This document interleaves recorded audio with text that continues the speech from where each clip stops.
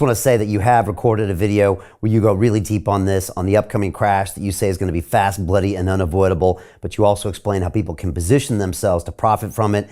Again, people can watch that video at londonreal.tv/Jim. I highly recommend everyone watch that video. It won't be available on socials. You know, they're running out of ammo. They've been running out of ammo for a long time. And even though no one's really looked into how big this is, if you run the numbers you just put out, this is massive, maybe the biggest in history. And so it's going to get to a point where they literally won't have the capital reserves, because it's all about confidence as well. And if you don't believe that if you're not confident they have the reserves, then it's no longer about the banks, it's no longer about the Fed, it's about the dollar. And when the dollar fails, like you said, you got to go back to the 1350s. I don't even want to consider that scenario because it's the strongest fiat currency in the world. So what the hell do we go back to? Gold? And does Bitcoin go to 1 million? I mean, what else is left? Cattle? I mean, what are people using? I don't even know what that doomsday scenario looks like, Jim. Well, it's funny you say cattle. I'm a geek. I was studying the British Zulu War of 1879 the other day, but the currency of the Zulus was cattle. It was like a little thing on Wikipedia. It's like currency, cattle. So it works in certain places. But yeah, so we've gone through all the bad news. So how about a little good news? I'll leave the Bitcoin thing to others. It has its place. I'll leave that to other experts. But as far as gold is concerned, there are many, many failures on the parts of government and regulators, the Chancellor of the U.S. Treasury, ECB. We talked about a lot of them. But the biggest single failure is taking everything for granted, assuming that whatever occurrences happen, whatever bailouts are constructed, that the dollar itself will not be called into question. And there is no legal limit on the amount of dollars the Fed can print. There isn't. There used to be. As late as 1968, the Fed was required to keep 25% in gold. But the Treasury has the gold, but there had to be that much gold around.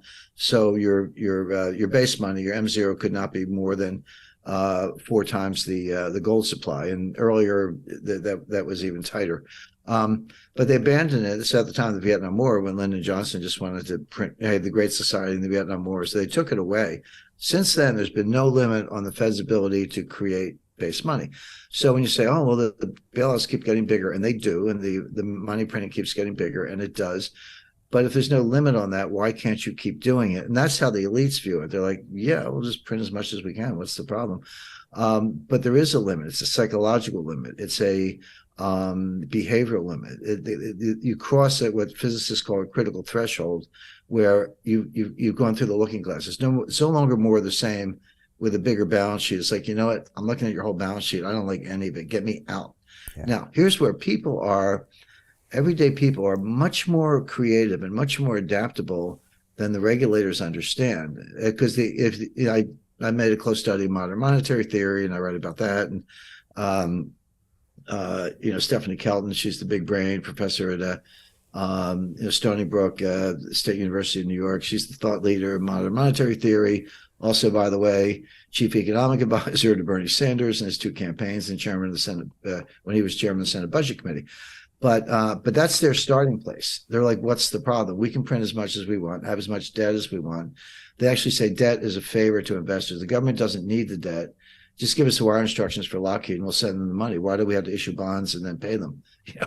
Cut off the debt. Debt market is a favor to investors. That's actually what they say. But what she's missing, what the advocates are missing, what the Congress is missing, what everybody's missing, is that people will have a revulsion against the dollar. And I remember when I was a kid in the 50s, but not that far removed from the 1930s, there'd always be a great uncle or somebody at the family reunion, and they say, you'd be like 9 years old, say, hey, kid, don't take any wooden nickels. As advice from your great uncle. Well, I was like, what's a wooden nickel? Well, there actually were wooden nickels in the 1930s. In a town, there was a severe shortage of money. The Fed completely screwed that up. Nobody wanted to borrow. Nobody wanted to lend. They weren't creating any money. And there was a shortage of money. And some carpenter in town would take a dowel and slice it and make wooden rounds, and they would stamp it. It wasn't $5 because that was a fortune, 5 cents or whatever. It was a wooden nickel.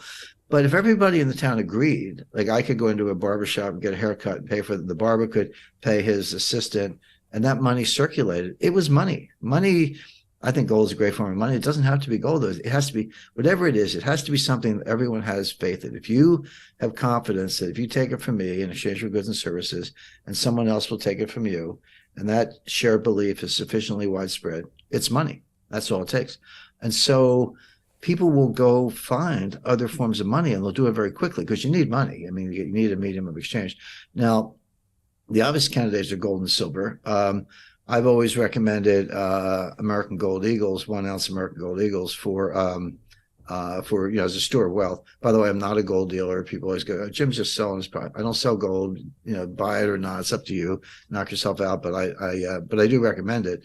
But lately, I've been very interested, and then did a little work on the history of the 1/4 ounce American Gold Eagle. It's an 8-gram coin.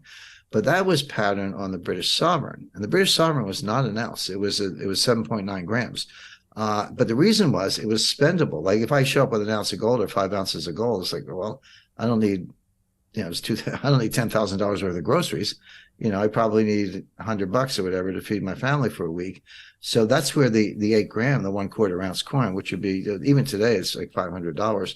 But better yet, the 1 ounce silver coin, the American silver. But Canada's maple leaves, and the UK has their own coins. There's a Viennese Philharmonic. There are lots of good coins around the world. But the 1 ounce silver dollar, by the way, that was the dollar in 1780. That's what a dollar was. It was copied from the Spanish doubloon. Pieces of 8, because you would break off an eighth of it, and that's why stocks were traded in eighths for a long time. But that's practical. So a 1 ounce silver coin today is worth about $25, $25, $30, depending on the commission. Well, that's, as we say in Philadelphia, that's walking around money. I mean, you can buy a meal or, 4 silver dollars. When I was a kid, like if you were 10 years old, your parents would give you 10 silver dollars for your birthday present, but it was real silver. I mean, that stack today would be worth $300. But people can go to that. You can get the 1/4 ounce gold coin, which is, in 1910 is a good search. You could board the vessel in Southampton with your purse of sovereigns, go to Shanghai, get off the vessel. That was money good. You could spend that. No, you didn't need traveler's checks. You didn't need anything else. So people will go to forms of money they have confidence in: gold, silver, all right, Bitcoin. I don't know any, but it has its place.